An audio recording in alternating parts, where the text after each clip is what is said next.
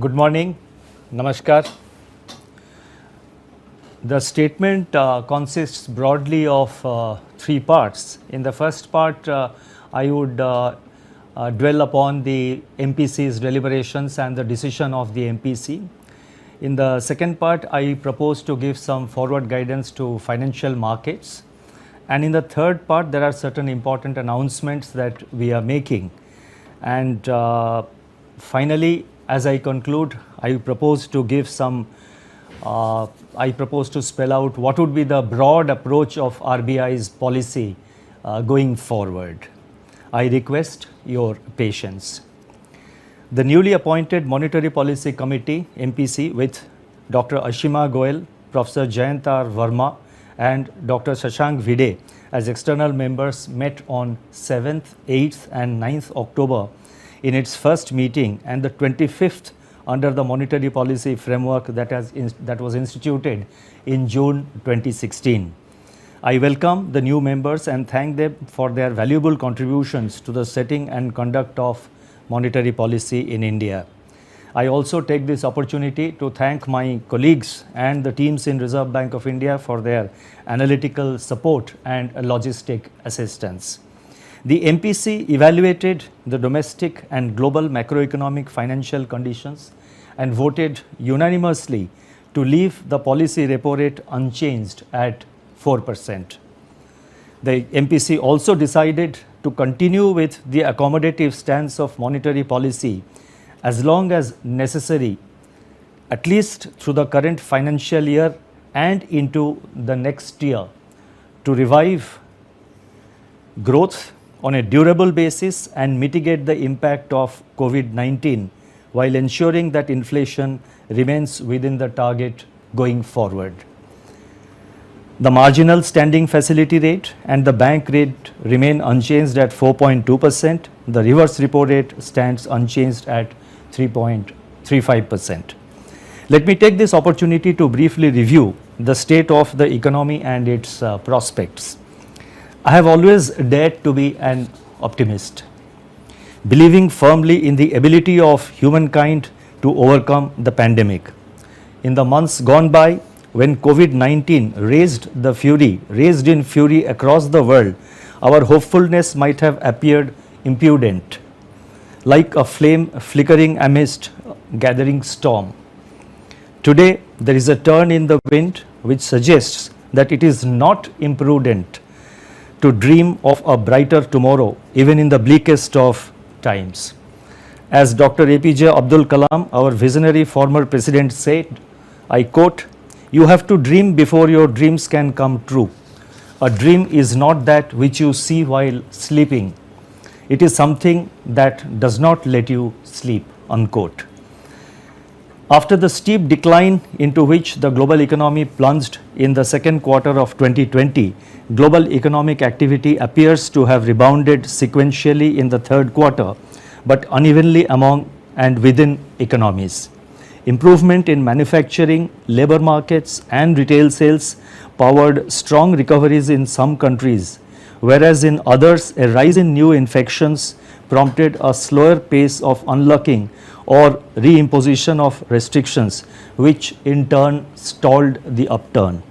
Generally, investment has remained in retrenchment, while consumption and exports have started to improve.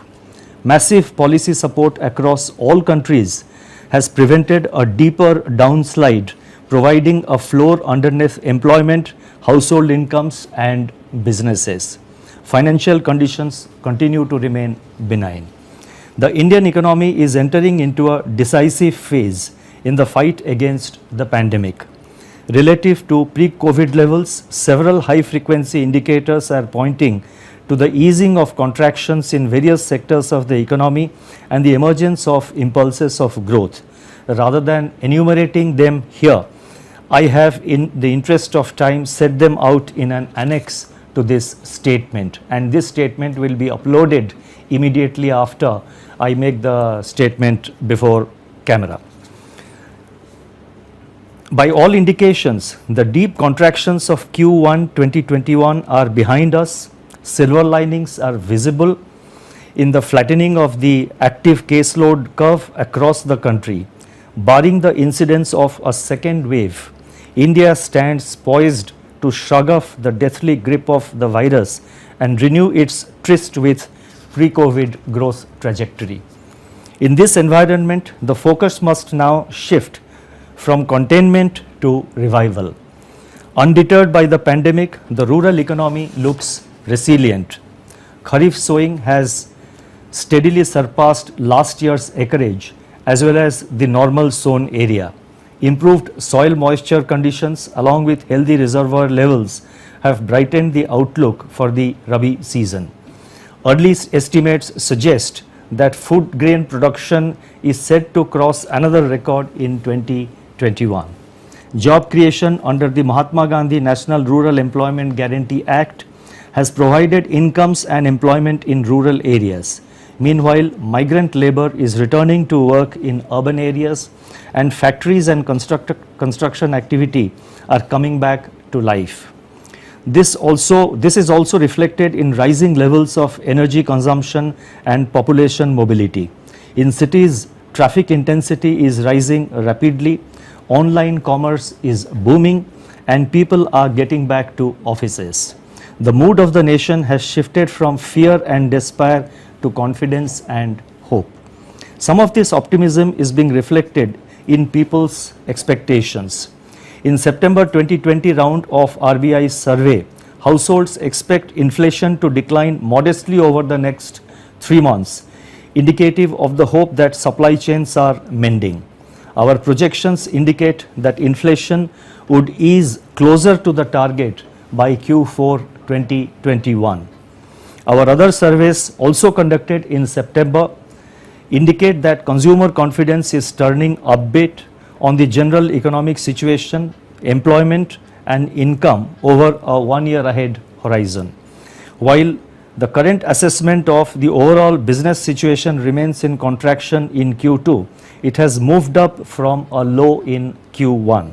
Forward-looking business expectations are optimistic on the overall business situation, production, order books, employment, exports and capacity utilization. The Manufacturing Purchasing Managers Index PMI for September 2020 rose to 56.8, its highest mark since January 2012, supported by acceleration in new orders and production. The Services PMI for September at 49.8 remained in contraction but has risen from 41.8 in August. These expectations are also reflected in our growth projections, which suggest that GDP growth may break out of contraction and turn positive by Q4. There is currently an animated debate about the shape of the recovery. Will it be V, U, L or W? More recently, there has also been talk of a K-shaped recovery. In my view, it is likely to be predominantly a 3-speed recovery with individual sectors showing varying paces depending on sector-specific realities. Sectors that would open their accounts the earliest are expected to be those that have shown resilience in the face of the pandemic and are also labor-intensive. Agriculture and allied activities, fast-moving consumer goods, two-wheelers, passenger vehicles and tractors, drugs and pharmaceuticals, and electricity generation, especially renewables, are some of the sectors in this category.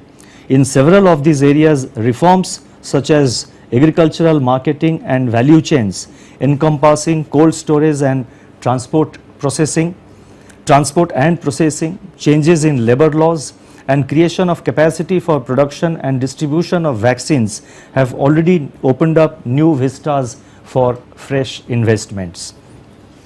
The second category of sectors to strike firm would comprise sectors where activity is normalizing gradually.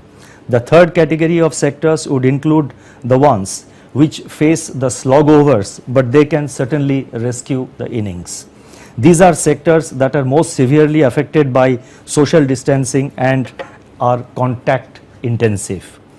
The modest recovery in various high-frequency indicators in September 2020 could strengthen further in the second half of 2021, with progressive unlocking of economic activity. Agriculture and allied activities could well lead the revival by boosting rural demand. Manufacturing firms expect capacity utilization to recover in Q3 2021 and activity to gain some traction from Q3 onwards.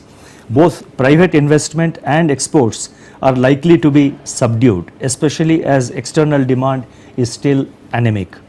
For the year 2021 as a whole, therefore, real GDP is expected to decline by 9.5%, with risks tilted to the downside.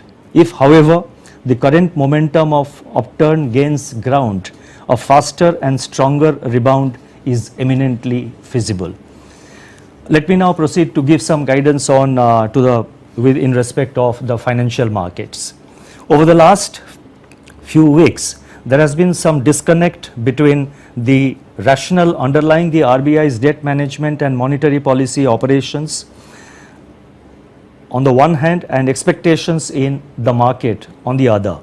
I thought I should take this opportunity to address these issues squarely so that market participants and the RBI share a common set of expectations, which in turn should engender orderly market conditions. As the Monetary Policy Authority with the responsibilities of development and regulation of financial markets and management of public debt, RBI has prioritized the orderly functioning of markets and financial institutions, easing of financial conditions and provision of adequate system level as well as target liquidity. This is important from the point of view of smooth and seamless transmission of monetary policy impulses as well as the completion of market borrowing programs of the center and states in a non-disruptive manner with a normal evolution of the yield curve. Since February 2020, the RBI has taken a series of measures in this direction. The RBI stands ready to undertake further measures as necessary to assure market participants of access to liquidity and easy finance conditions.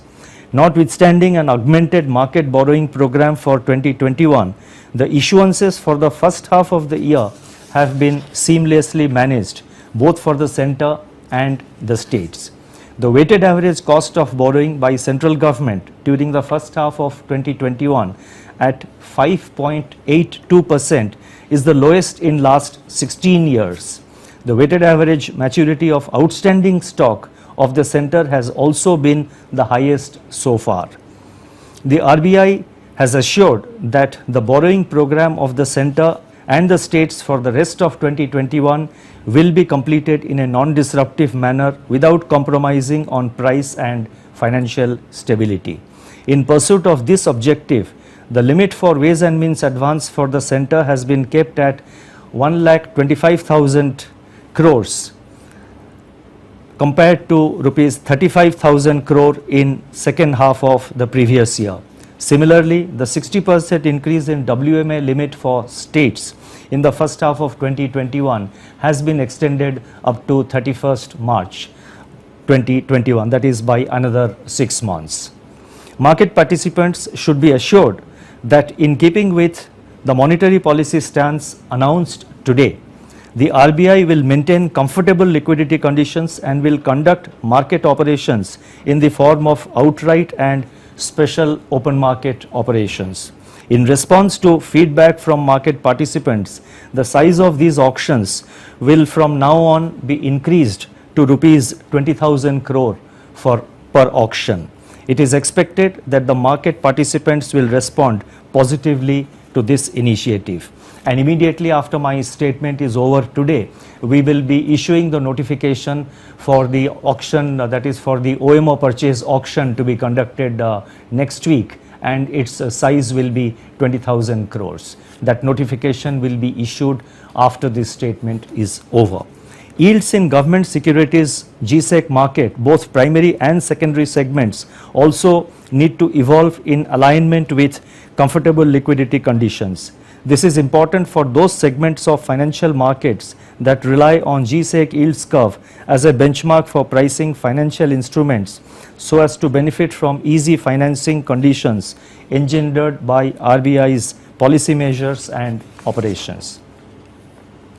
Financial market stability and orderly evolution of the yield curve are public goods, and both market participants and RBI have a shared responsibility in this regard. The augmented borrowing program of 2021 has been necessitated due to the exigencies imposed by the pandemic in the form of the fiscal stimulus and the loss of tax revenue. While this has imposed pressures on the market in the form of expanded supply of paper, the RBI stands ready to conduct market operations as required through a variety of instruments to assuage these pressures, dispel any liquidity in financial markets, and maintain orderly market conditions.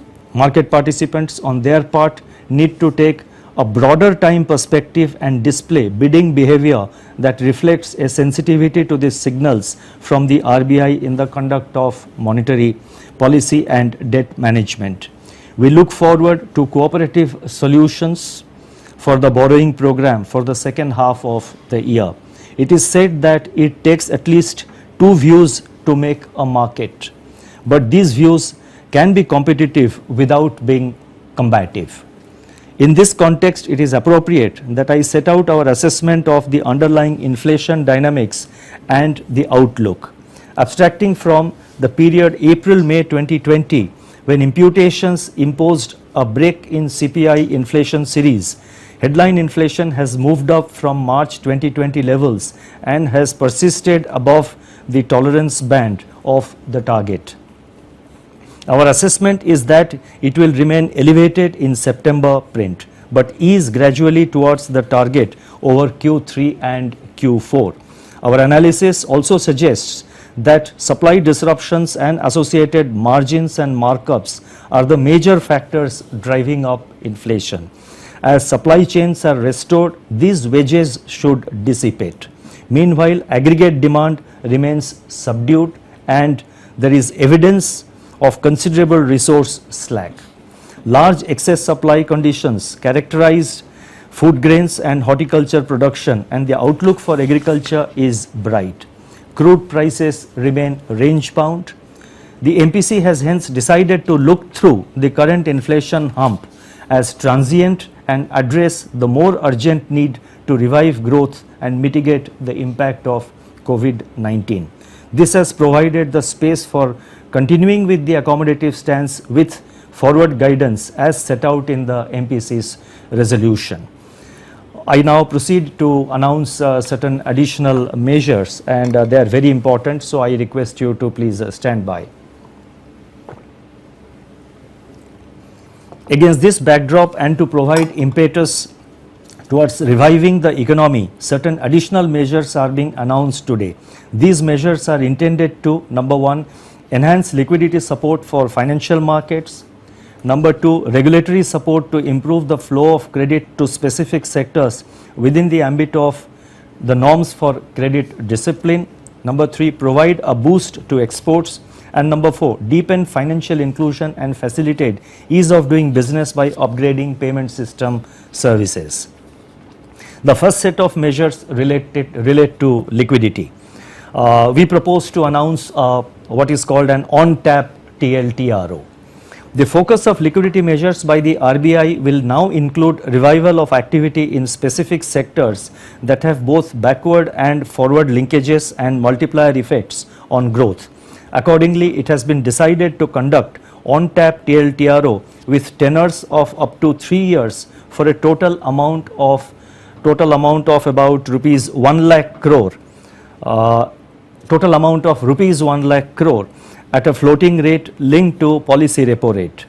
The scheme will be available up to 31st March 2021 with flexibility with regard to enhancement of the amount and period after a review of a response to this scheme. Liquidity availed by banks under the scheme has to be deployed in corporate bonds, commercial papers and non-convertible debentures issued by entities in specific sectors over and above the outstanding level of their investments in such instruments as on September 30, 2020. The liquidity availed under this scheme can also be used to extend bank loans to these sectors. Moreover, banks that have availed of funds earlier under the targeted long-term repo operations, that is TLTRO and TLTRO2, will be given the option of reversing these transactions before maturity. In view of the borrowing requirements of the center and states in the second half of 2021 and the likely pickup in demand for credit as the recovery gathers strength, on-tap TLTROs are intended to enable banks to conduct their operations smoothly and seamlessly without being hindered by liquidity frictions. The objective is to ensure that liquidity in the system remains comfortable.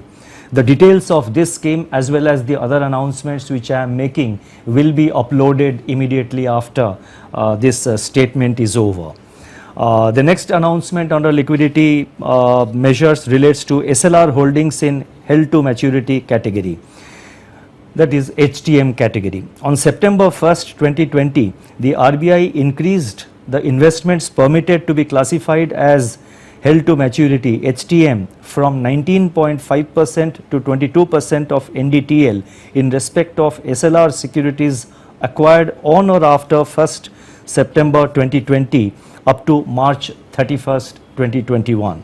In order to provide certainty to banks as regards their investment and to foster orderly market conditions while ensuring congenial financial costs, it has been decided to extend the dispensation of the enhanced HTM limit of 22% up to March 31st, 2022 for securities acquired between 1st September 2020 and 31st March 2021. It is expected that banks will be able to plan their investments in SLR securities in an optimal manner. The next announcement under liquidity relates to open market operations in state development loans. State development loans in RBI parlance is basically the borrowings done by the security borrowings done by the various states, and RBI conducts them on behalf of the states. In order to impart liquidity to SDLs and thereby facilitate efficient pricing, it has been decided to conduct open market operations in SDLs as a special case during the current financial year. This would improve secondary market activity and rationalize spreads of SDLs over central government securities of comparable maturities. This measure, along with the extension of HTM till March 2022, should ease concerns about illiquidity and absorptive capacity for the total government borrowing in the current year. The next measure relates to, I have now completed the liquidity part. I now would like propose to announce some measure with regard to export support, and this relates to review of system based automatic caution listing of exporters. Exporters have been adversely impacted by the pandemic related contraction in external demand. In this environment, it is crucial to provide flexibility to exporters in the realization of export proceeds and to empower them to negotiate better terms with overseas buyers. In order to facilitate the same and make the caution listing process exporter friendly and equitable, it has been decided to discontinue the system based automatic caution listing. The RBI will henceforth undertake caution listing on the basis of case specific recommendations of authorized dealer banks, that is AD banks. I now move on to the set of announcements relating to regulatory measures. At the current juncture, the financial sector has a crucial role in leading the nascent economic revival. It is in this context that the RBI is announcing certain measures aimed at catalyzing augmented credit flows to the productive sectors of the economy. And the first measure relates to revised regulatory limits for retail portfolio of banks. Under the extant framework, the maximum aggregated retail exposure to one counterparty should not exceed the absolute threshold limit of rupees 5 crore. In order to facilitate higher credit flow to this segment, which mainly consists of individuals and small businesses, that is with a turnover of up to rupees 50 crore, and in harmonization with the Basel guidelines, it has been decided to increase this threshold to rupees 7.5 crore in respect of all fresh loans as well as incremental qualifying exposures. This measure is expected to expand credit flow, especially to the small businesses. The next measure relates to rationalization of risk weights on individual housing loans. Under the extant regulations, differential credit weights, risk weights are applicable to individual housing loans based on the size of the loan as well as the loan to value ratio, that is LTV ratio. In recognition of the role of the real sector in generating employment and economic activity, it has been decided to rationalize the risk weights and link them to LTV ratio only for all new housing loans sanctioned up to 31st March 2022. This measure is expected to give a fillip to the real estate sector. I now move on to the announcement under financial inclusion, and this relates to review of the co-origination model in the area of lending. In 2018, RBI put in place a framework for co-origination of loans by banks and a category of non-bank finance companies, that is NBFCs, for lending to priority sector subject to certain conditions. Based on the feedback received from stakeholders, it has been decided to extend the scheme to all NBFCs including HFCs in respect of all eligibility priority sector loans and allow greater operational flexibility to the lending institutions. The co-lending model is expected to leverage the comparative advantages of banks and NBFCs in a collaborative effort and improve the flow of credit to the unserved and underserved sectors of the economy. Finally, I move on to the payment and settlement systems, and this is very important. I am going to announce the round-the-clock availability of real-time gross settlement system, that is round-the-clock availability of the RTGS facility. In December 2019, the RBI made available the National Electronic Fund Transfer, that is NEFT system, on a 24/7/365 basis, and the system has been operating smoothly since then. In order to facilitate swift and seamless payments in real time for domestic businesses and institutions, it has been decided to make available the RTGS system round the clock on all days from December 2020. India will be among the very few countries globally with 24/7/365 large value real-time payment system. This will facilitate innovations in large value payment ecosystem and promote ease of doing business. There is one more announcement, after which I go to the concluding para, where I have attempted to provide some guidance with regard to the RBI's broad approach going forward. The next announcement relates to perpetual validity for certificate of authorization issued to payment system operators, that is PSOs. Under the Payment and Settlement Systems Act 2007, the RBI currently gives on-tap authorization to payment system operators for limited periods of up to 5 years. In order to obviate licensing and business uncertainty for PSOs, it has been decided to grant authorization for all payment system operators, that is PSOs, new applicants as well as existing PSOs, on a perpetual basis subject to certain conditions.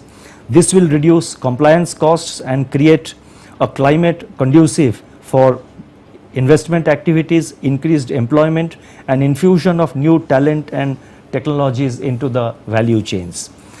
In conclusion, let me state as follows. COVID-19 has tested and severely stretched our resources and our endurance. Our travels are not over yet, and a renewed rise of infections remains a serious risk. We have, however, come far on an untraveled road with self-belief and courage of hope. We will reach deep into our fortitude and inner strength to overcome whatever formidable challenges COVID-19 may unleash going forward. If we have the resolve to be steadfast till we emerge victorious, I am confident we will muster the forces needed to subdue the pandemic. In the words of Mahatma Gandhi, and I quote, "If I have the belief that I can do it, I shall surely acquire the capacity to do it," unquote. Against all odds, we shall strive and revive. Thank you very much. Stay safe. Subscribe to our channel by clicking the subscribe button. Click the bell button and enjoy the latest uploads from our channel.